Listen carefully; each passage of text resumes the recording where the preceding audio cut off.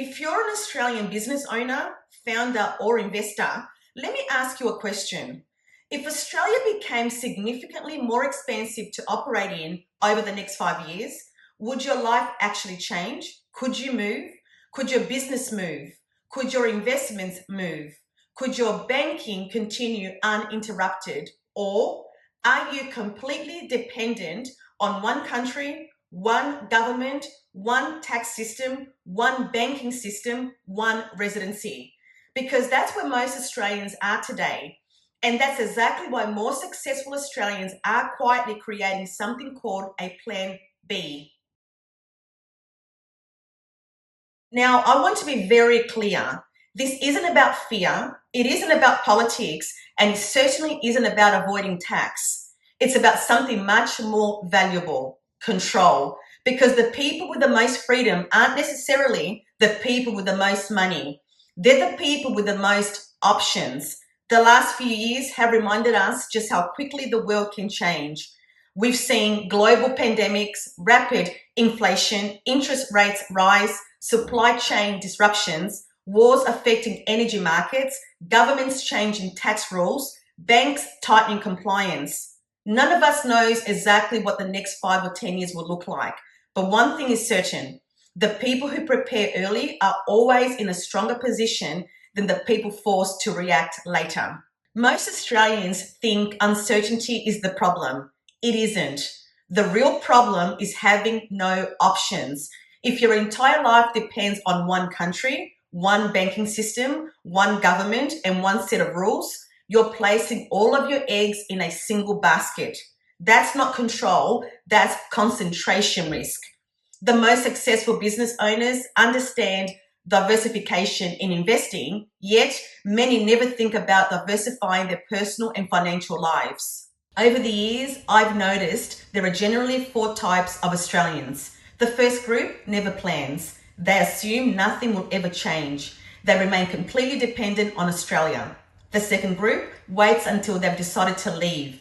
They book a flight, they move overseas, then they try to figure everything else out afterwards. Unfortunately, that's often where tax residency problems begin. The third group focuses almost entirely on tax. They think offshore planning is simply about finding a country with lower tax. In reality, tax is only one small part of a much larger strategy. Then there's a fourth group. These are the people who quietly build options years or months before they ever need them. They don't make rush decisions.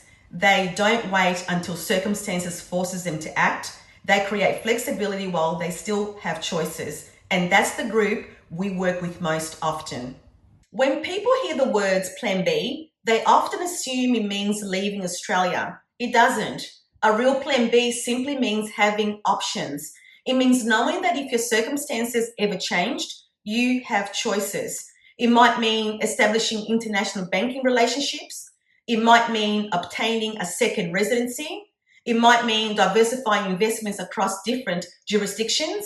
It might mean structuring a business so you can operate internationally. Or it might simply mean having the confidence of knowing you don't have to make rush decisions, because that's what successful planning really creates.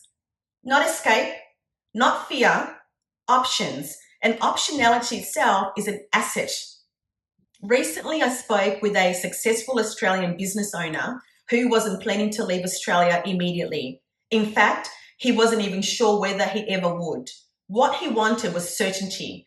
He wanted to know that if circumstances changed, his business could adapt, his banking could continue, his family had options. He wasn't building a plan B because he wanted to leave. He was building a plan B because he didn't want to be forced into making rash decisions later. And that's exactly how the most successful business owners think. They create options before they need them. One of the biggest misconceptions I see is that people think offshore planning starts with tax. It doesn't.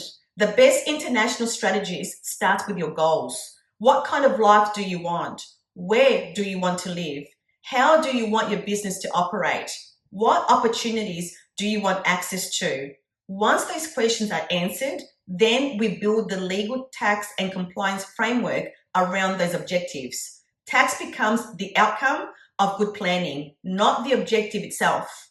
At WellSafe, we've never believed the answer is simply moving overseas.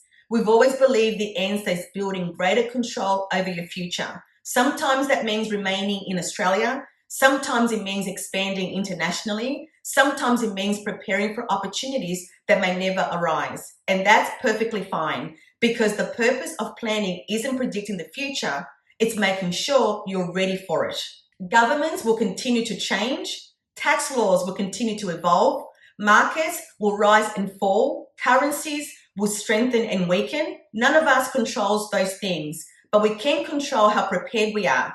The wealthiest people in the world don't build a single plan, they build options. Because people with options don't panic when circumstances change, they simply adapt. And that's really what WellSafe is about, helping Australian business owners, founders, and investors build more options, more flexibility, more freedom, and ultimately more control over their future. If you're starting to think about what your own plan B might look like, we'd be happy to have that conversation, because the best time to build options is long before you ever need them. I'm Vina White. Thanks for watching, and I'll see you in the next WellSafe Insight.